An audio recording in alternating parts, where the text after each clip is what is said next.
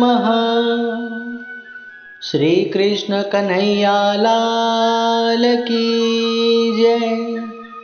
बोलिए श्री गुरुदेव भगवान की जय। वैशाख मास महात्म व्रत कथा 27वां अध्याय। ब्राह्मण धर्म वर्ण द्वारा अपने पितरों का उद्धार करना। राजा श्रुतकीर्ति ब्राह्मण श्रुतदेव शर्मा से बोले, हे महाराज, कृपा करके बतलाइए कि वैशाख मास में कौन सी तिथियां अत्यंत पुण्यदायक है और इन तिथियों को किसने प्रख्यात किया। ब्राह्मण श्रुतदेव शर्मा बोले, हे राजन, वैसे तो वैशाख मास की संपूर्ण तिथियां उत्तम और सर्वश्रेष्ठ है। संपूर्ण तीर्थ करने से जो फल प्राप्त होते हैं, वही फल वैशाख मास की एक एक तिथि में स्नान, दान, पुण्य, व्रत, पूजा आदि करने से सरलता से प्राप्त हो जाते हैं। वैशाख मास की कथा श्रवण करने से तत्काल मुक्ति प्राप्त होती है।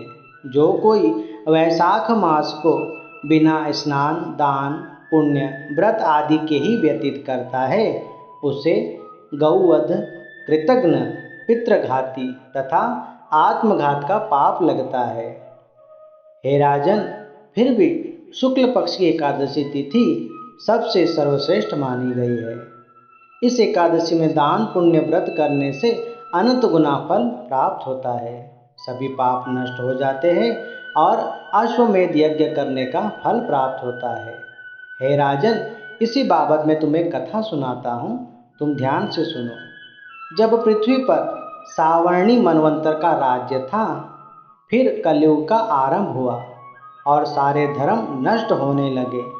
उस समय आनर्त देश में धर्म वर्ण नाम के एक ब्राह्मण रहते थे। कहीं कहीं पर धर्मकर्ण और धर्मदेव भी कहा गया है।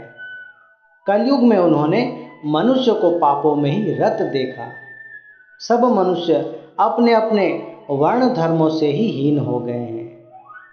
तब ब्राह्मण ने विचार किया कि मैं तीर्थ यात्रा पर जाऊं और तीर्थ यात्रा करने निकले और तीर्थ यात्रा करते करते एक बड़े वन में आ गए, जहाँ पर कुछ ऋषि मुनि हवन यज्ञ आदि कर रहे थे और पुण्य कथाओं का वर्णन भी कर रहे थे। वे कह रहे थे, जो पुण्य सतयुग में 12 महीनों में मिलता था, वही पुण्य त्रेता युग में 1 महीने में प्राप्त होता है और वही पुण्य द्वापर युग में 1 सप्ताह में प्राप्त हो जाता है। परंतु कलयुग में 10 गुना फल मात्र भगवान के स्मरण करने से ही तत्काल और तुरंत मिल जाता है। बस प्रभु के स्मरण करने की ही देरी है। जो सच्चे भाव से स्मरण करता है, उसके सभी कार्य सिद्ध हो जाते हैं। कलयुग में थोड़ा सा पुण्य कर्म भी बहुत अधिक फल देने वाला है। जो दान, पुण्य, व्रत, धर्म आदि कुछ भी नहीं कर सकते, उनके लिए केवल प्रभु का नाम उच्चारण ही उत्तम और सर्वश्रेष्ठ है। हे राजन, जब यह प्रसंग चल ही रहा था कि तभी वहाँ पर श्री नारद जी प्रकट हुए और नृत्य करने लगे। सारी सभा आश्चर्यचकित हो उन्हें देखने लगी और नारद जी से इसका कारण पूछा। तब श्री नारद जी बोले और उनकी आवाज़ बड़ी तेज थी। कहने लगे, हे ऋषियों, अब कलयुग का समय आ गया है। निसंदेह कलयुग प्रशंसनीय है, क्योंकि कलयुग में भगवान का स्मरण करने मात्र से ही वे जल्द प्रसन्न हो जाते हैं और जीवों की शीघ्र मुक्ति हो जाती है। कलयुग में किया हुआ धर्म, कर्म, व्रत, दान, पुण्य आदि, इन सब का फल अधिक मिलता है। परंतु फिर भी कलयुग में मनुष्य अपनी जिह्वा और इंद्रियों पर संयम नहीं रख पाएंगे, क्योंकि वे अपनी जिह्वा से भोजन पदार्थों के स्वाद और अपनी इंद्रियों के वशीभूत होकर भोगों का आनंद लेने में ही व्यस्त रहेंगे। उन्हें अपने आत्म कल्याण की तनिक भी चिंता नहीं होगी, मात्र संसार के सुख और भोगों में ही लिप्त रहेंगे। जिह्वा और इंद्रियों को वश में करना सबसे कठिन कार्य है, परंतु जिसने इन दोनों को अपने वश में कर लिया वह साक्षात जनार्दन के समान होता है। इसलिए आप सब लोगों का यहाँ रहना उचित नहीं है। इसलिए इस पाखंडमयी भूमि को त्याग कर आप कहीं अन्यत्र चले जाइए। श्री नारद जी की बात सुनकर ऋषियों ने यज्ञ संपूर्ण किया और उस स्थान को त्याग कर पर्वतों और गुफाओं की ओर चले गए।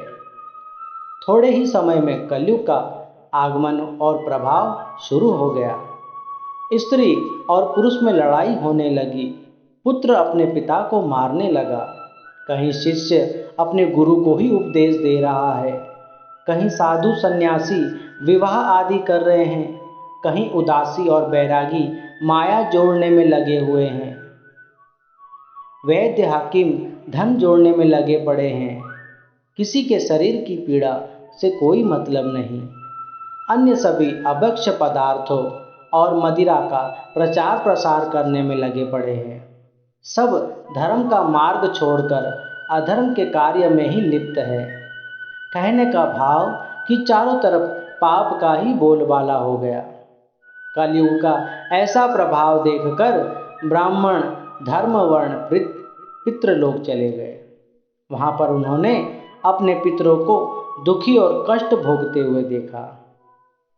तब धर्म वर्ण ब्राह्मण ने अपने पितरों से पूछा, हे पिताजी, आपका ऐसा हाल किस कारण से हुआ? पितर कहने लगे, हे पुत्र, हम व्रत आदि करने वाले व्रत गोत्र के ब्राह्मण हैं, परंतु अब हमारे गोत्र में तुम्हारे सिवा कोई संतान नहीं है और तुम्हारे बाद हमारा श्राद्ध पिंडदान आदि कौन करेगा?